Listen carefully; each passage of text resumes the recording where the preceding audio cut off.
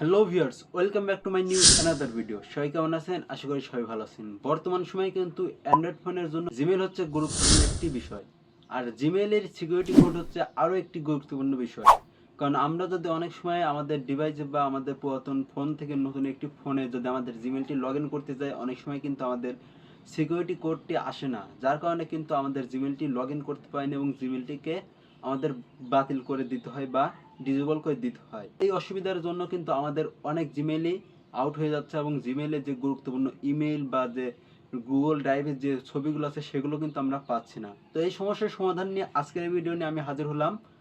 তো আজকের এই ভিডিওতে আমি আপনাদেরকে দেখিয়ে দেবো কিভাবে খুব সহজেই আপনারা আপনাদের যে সিকিউরিটি কোডটি আছে সেই কোডটি খুব সহজে আগে থেকে বের করে একটি খাতায় লিখে রাখতে পারবেন এবং সেখান থেকেই কিন্তু পরবর্তী সময়ে আপনারা যখন অন্য কোন ডিভাইসে লগ ইন করতে যাবেন, তখন যদি আপনাদের এই সিকিউরিটি কোডটি না আসে, তখন কিন্তু আপনারা চাইলে যে খাতায় লিখে রাখা সিকিউরিটি কোডটি ব্যবহার করেই কিন্তু আপনারা আপনাদের জিমেলটি সিকিউরিটি কোড ইউজ করে জিমেলটি নতুন করে ইউজ করতে পারবেন বা পুনরায় ইউজ করতে পারবেন খুব সহজেই। তো কিভাবে আপনারা এই কাজটি করবেন চলুন দেখিয়ে দেই ফোন স্ক্রিনের মাধ্যমে। তো ফোন স্ক্রিনে যাওয়ার আগে বলছি, যারা এখন আমার চ্যানেলটি সাবস্ক্রাইব করে পাশে থাকা বেল আইকনটি অন করে দেননি, অবশ্যই সাবস্ক্রাইব করে পাশে থাকা বেল আইকনটি অন করে দিবেন।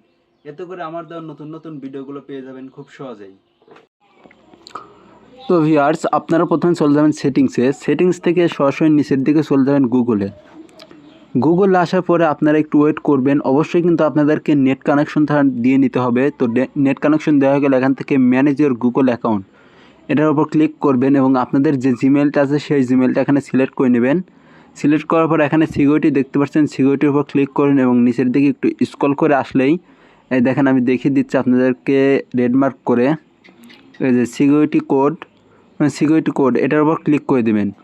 এটার উপর ক্লিক করার পর আপনাদের যে লক আছে বা ফিঙ্গার আছে সেটা সব দিয়ে দিবেন।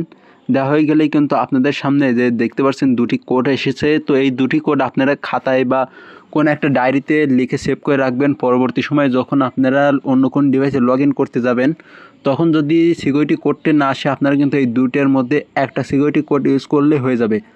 তো মূলত ছিল এটাই ভিডিও। যারা এখন আমার চ্যানেলটি সাবস্ক্রাইব করে পাশে থাকা বেল আইকনটি অন করে দেননি, অবশ্যই অন করে দিবেন। আর হচ্ছে ভিডিওটি যদি আপনাদের উপকারে আসে, যদি ভালো লাগে বন্ধুদের মাঝে শেয়ার করবেন এবং কমেন্টে জানাবেন যে আপনি কোন জেলা থেকে দেখছেন। ধন্যবাদ।